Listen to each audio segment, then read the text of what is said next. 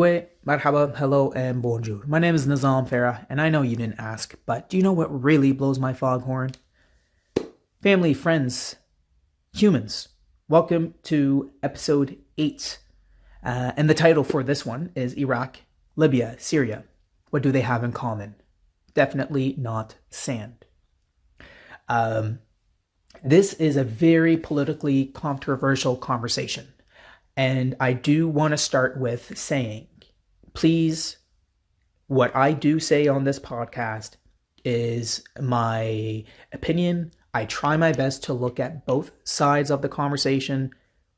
There are certain conversations I do feel strong about, and I will favor one side of the conversation. This will be one of them.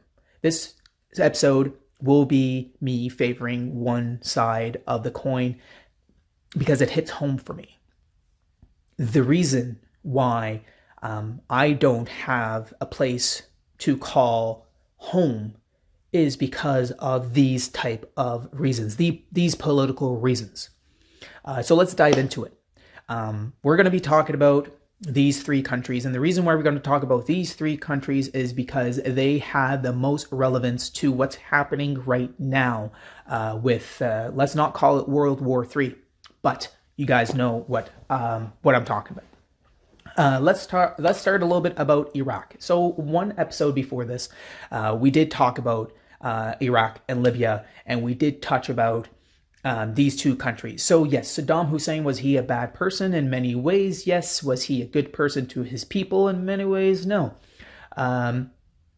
But what he was trying to do was change the currency for the petroleum so he can better his country and give his people a better life. Hey, as a leader, absolutely. That's what you want. You want your country to thrive. You want your people to be free. You want your people to live as kings, because that's what leaders do. Dictators, again, this conversation can be controversial. Is Saddam Hussein a dictator? In some ways, yes. But was he a good leader? In some ways, yes. So, excuse me. So what did Saddam Hussein want to do? Again, he wanted to change the American petroleum dollar so he could sell petrol in a different currency to better Iraq. Now, that is a big no-no, because there's two things that the Americans live off of: the American petroleum dollar and war. So Saddam Hussein was headfirst challenging the American petroleum dollar. And what did the Americans do? Well, here we go. We saw what happened years later. Iraq is nothing now. Now, mind you, Iraq is starting to become a democratic country again without Saddam Hussein. Again, that is probably a good thing. But did it have to go there?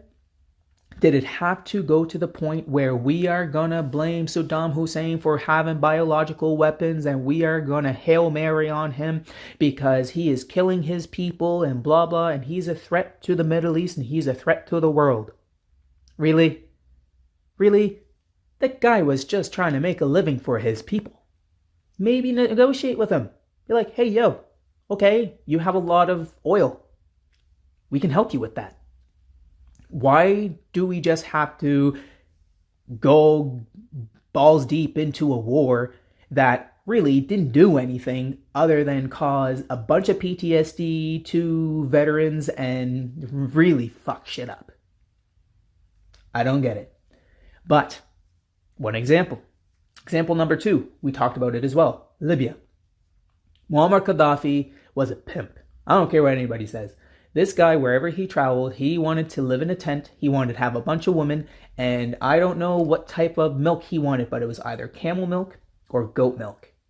Hey, if you ask me, that's a recipe for an OG pimp.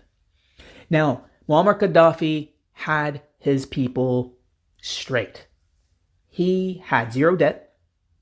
His people lived free. They had zero debt. They wanted a house, no problem. You got married, you got money from the government for getting married. You want to have children, you even got more money.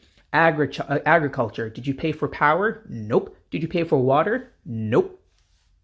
How are you telling me that a gentleman that wanted to make sure that his people live right deserves to die like that?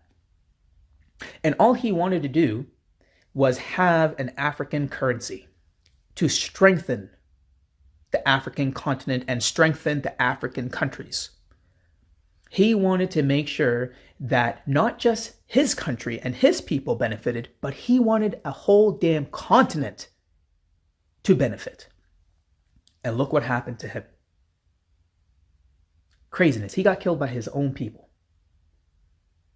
In my opinion, not well-deserved death. And it's crazy because I just don't understand that when one person wants to, or one leader wants to benefit his people and it doesn't line up with the American dream, then that is called for war. Now look at Libya now. The poorest country one of the poorest countries in the African continent. And that's craziness. A person that wanted to help a whole damn continent that, let's be honest, is already struggling and has been struggling for years. That's what happens. Third example, Syria.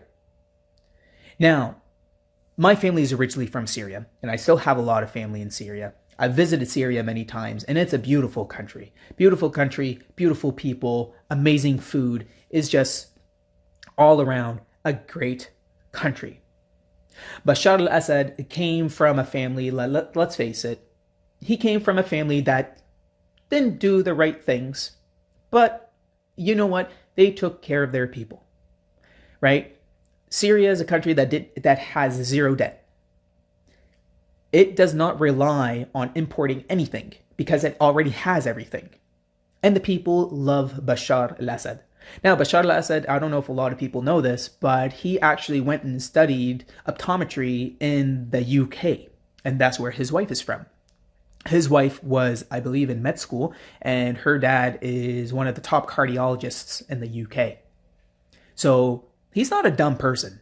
And there's another very smart person that didn't think he was a dumb person. And he took over the country after his dad passed away. And again, I have direct ties to Syria. Did Bashar al-Assad do a really good job? Yes, he did an amazing job to his people, and his people loved him. Now, the reason why all this shit's starting to happen in Syria is because Syria has very strong ties to making sure the Middle East has zero influence from the West. It's one of the last countries that has faced the West head on, in association with Iran and in association with Russia. Now, another thing, Syria has a lot of petroleum. And the Americans like that. The Americans love oil. Because again, at the beginning of this conversation, if there's two things that America runs on, is the petroleum dollar and war. They found oil in that country, and Syria was not giving it up quick. So 12, 13, 14, maybe 15 years later now, a civil war has broke out and did not cripple the Syrian government, but has really put a big damn dent in their economy and their poverty rates and all the above. Now, this is a conversation that I heard from a United States governor, and he was very open about these conversations. During the civil war in Syria, there was a lot of rape that was happening. I do not condone that in any way or form, whether you are in war or if you are here in Canada. That is disgusting, and shame on you. Shame on you for doing any of that shit. Anywho, a lot of rape was happening, and there was a lot of teenagers that were having children. Now, some of these children were being taken away because the younger the child, the more expensive they were. And yes, you are hearing that right. The laws in Syria is if you don't have a mother, the child goes to the father. That's why they were having such an issue with all these children. Bashar al-Assad, he actually changed the legislature so children can stay with their mother if for whatever reason, any reason. If there is any, war, rape, whatever the case may be, the child automatically stays with the mom because of what was happening. This is a humane person. He was taking care of his people. Whatever you hear on the news, there's always two sides of the story. You probably think Bashar al-Assad is the worst person in the world and he was killing his people and blah, blah, yada, yada. My family's from Syria, and that is not true. Again, there might be some lies that were told to me, sure.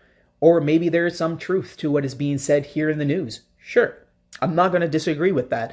But it's kind of hard to lie about stuff like this when your family's directly involved in the country that is getting screwed like that. I just find it very hard to have that those kind of lies circulate when you have a direct source.